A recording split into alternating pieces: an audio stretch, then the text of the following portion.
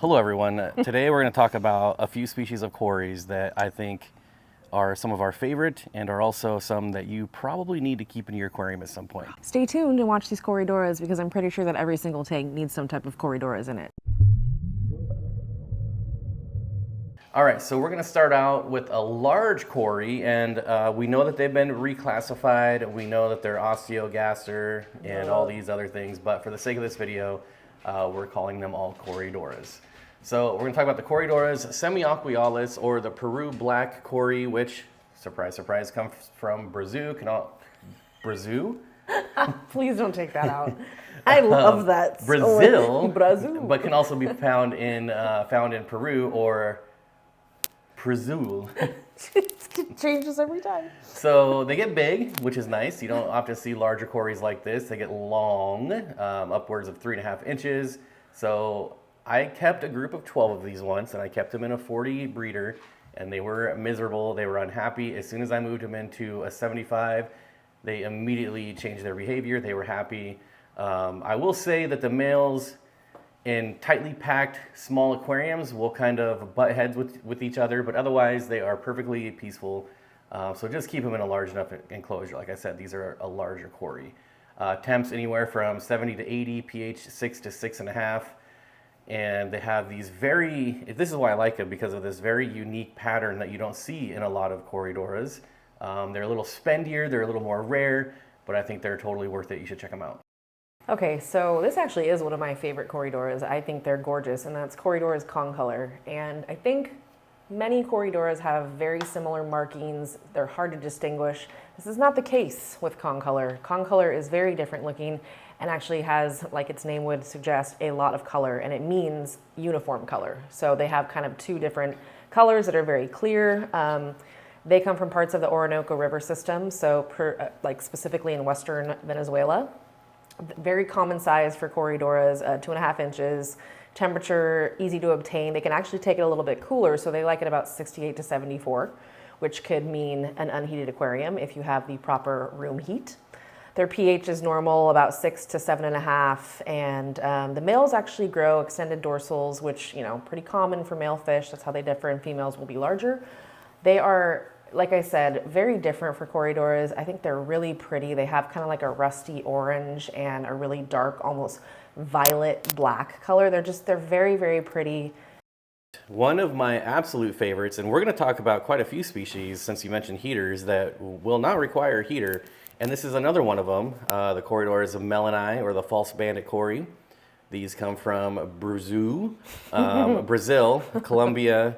They're specifically found in black water tributaries. So nice. The thing with this one is they can go really low on the pH. The literature says 4. I would never keep a fish at 4 unless it was specifically to spawn, like some apistos.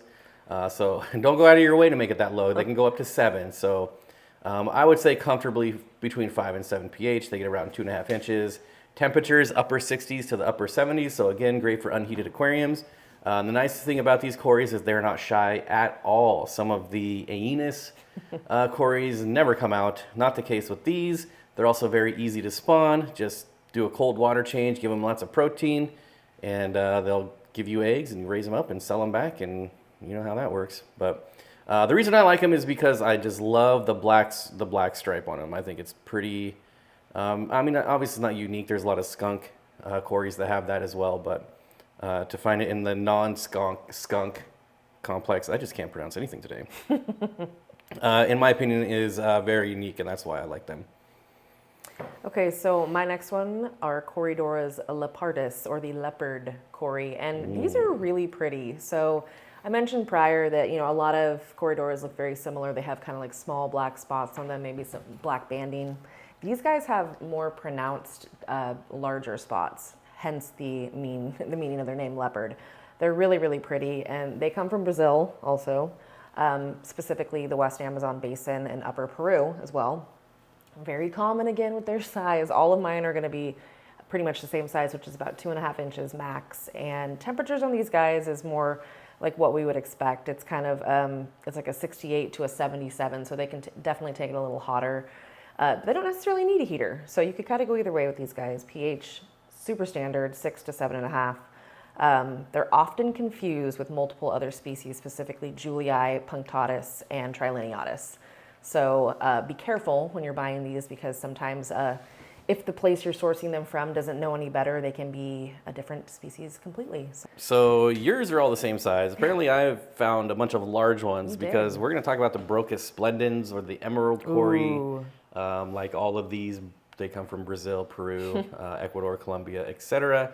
And they get big, and I'm talking 3.5 inches. Now I said the semi-aqualis gets 3.5 inches, but these guys are more like pigs, whereas the semi-aqualis are a long, slender 3.5 inches. These guys are very rotund, if you will. And again, they don't need a heater, so upper 60s all the way up to 80. I would keep them cooler though, personally, I have, and it's always done right for them. That doesn't make any sense. I have always kept them unheated, and I've had no problems with them. pH between 5 and 8.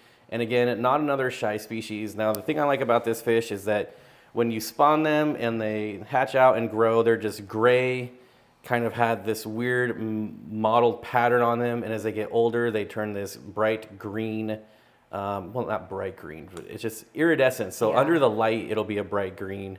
They're arguably one of the prettiest Corydoras out there. Like, but such a basic species as some might refer to, they're so pretty. Okay, so my last one is Corydoras similis, the smudge spot cory. Little smudgy budgies. I feel like all three of mine are very different looking than your common cory. Are you trying to say something about mine? I might be. No, just kidding. I'm just kidding. There's no Corydora hate here. They're in the Rio Madeiras Basin, which is in Brazil. Ooh. Yeah, they get 2.5 inches, like every single other Corydora that I've done. Temps 70 to 81, so they can definitely handle some higher heat. If you are someone who keeps species that tolerate higher heat, such as discus, you could always keep these Corydoras with those. But their pH is a little lower as well. It's about 5.5 up to 7, but I think most aquarists are going to keep that a little bit higher. You have no trouble with that. And again, males are going to be less full-bodied and a little smaller than females, which is fairly typical for Corydoras. But I really enjoy the smudge spot on these guys. It definitely makes a huge difference because they do have kind of like little spots like a lot of different species have, but they do have that really pronounced pretty smudge on them, hence their name. And I think it kind of makes them stand out amongst other Corydoras. So let's talk about Corydoras virginiae, or the virgin cory. I'm just kidding, that's not what they're called. Again, what a shock. They're from Peru. pH 6 to 7.5. They only get about 2.5 inches. But another one for an unheated aquarium. We all hate heaters. Nobody likes heaters. Nobody likes heaters. Unless you have like a 40-year-old Eheim Jagger heater. Good luck with that. You're hating your heaters, Yeah, let's be honest. for sure. I've actually kept these outdoors in outdoor tubs in Washington State where it gets really cold, and they handled it pretty well up until about 62, 63. They started to slow down, and I noticed some change in behavior, so I rushed them inside. But again, unheated, perfect. They have this light pastel body color with black banding around the eyes and down the dorsal fin through the body, which is really cool. And they're unique as that there's no patterns, there's no spots, there's no stripes. It's just like a slate body, obviously Monochrome. lighter color. Yeah, monochrome's a good word. That's good. But it's like a peach. Their body is like a peach. Super pretty. And yeah, it's one that you don't see very often, and they're not even that expensive. So I'm not sure. This is a species that I've never spawned, so maybe they're a little difficult spawner. I'm not sure. But for your average aquarist that just wants a different looking cory, this would be perfect for you. There you go, folks. Some cories for your tank. Check them out. What do you have to say about them? I don't know, man. All I know is that I don't know, but what I do know is everybody should have Corydoras. Like I said before, they are a wonderful fish. They are a great cleanup crew, even though please feed them. But they're a great cleanup crew, and can't say one single bad thing about them. Go buy some. And use our affiliate codes down below. Do that. And go buy fish. And go buy fish. And go buy fish. All fish. Any fish. Thank you. Bye.